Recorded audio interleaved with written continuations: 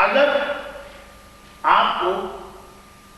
نماز شروع کرتے وقت یہ نہیں معلوم تھا کہ آپ کا ڈریس نجس ہے یا باڈی نجس ہے، آفٹر نماز آپ کو پتا چلا، چاہے جسٹ آفٹر پتا چلا کہ نماز ابھی ختم کر کے بیٹھے ہی تھے کہ آپ کی نگاہ پڑ گئی اپنے ڈریس پر یا پیر پر یا ہاتھ پر، آپ نے دیکھا اس کو نجاست لگی، اور چاہے آپ کو 2 گھنٹے کے بعد پتا چلا کہ سینٹر میں نماز پڑھ لی، اس کے بعد گھر گئے، پہلے گپ شپ کی، کھانا وانا کھایا اس کے یہاں پہ، اور اس کے بعد گھر گئے اور گھر پہنچ کے 3 گھنٹے کے بعد جب ڈریس چینج کیا تو دیکھا آپ نے کہ شرٹ کے اوپر یا پینٹ کے اوپر یا عورت نے جو چادر پہنی اس میں کوئی نجاست لگی، آفٹر نماز، چاہے جسٹ آفٹر ہو چاہے بہت دنوں بعد پتا چلا،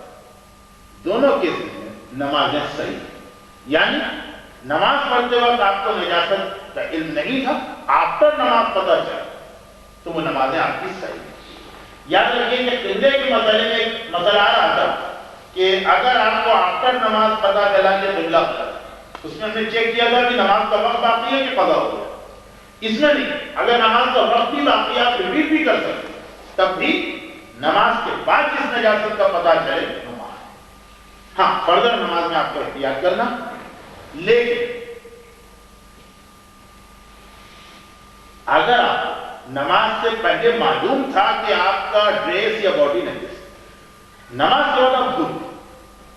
یہ بہت ہوتا ہے کیونکہ شرع آپ پر واجب نہیں ہے کہ جیسے ہی آپ کا جسم یا کپڑے نجس ہو فوراً پاک کرو، نماز پڑھتے وقت پاک کرنا واجب ہے، تو آپ کو صبح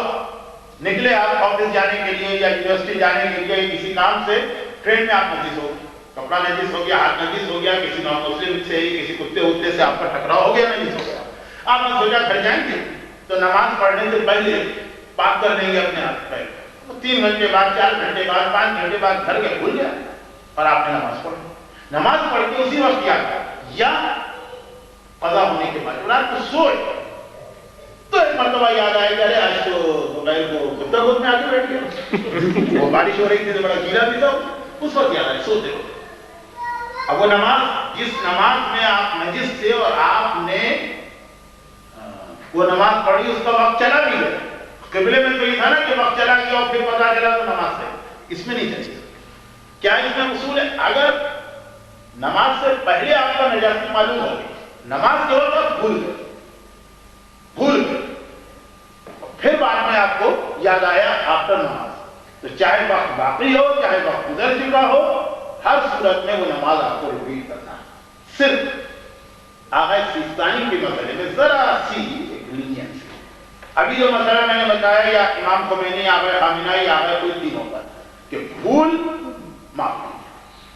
یعنی گناہ نہیں ملے گا آپ کو کہ آپ نے نجس لباس میں نماز پڑھی لیکن نماز ریپیٹ کرنا ہے۔ آغا سیستانی فرماتے ہیں کہ وہ کہتے ہیں بھول کی 2 قسمیں، باقی مراجع کہتے ہیں بھول آغا سیستانی کہتے ہیں کہ اگر آپ اپنی حد تک یاد کرنے کی کوشش کی تھی آپ پھر بھی ذہن سے نکل گیا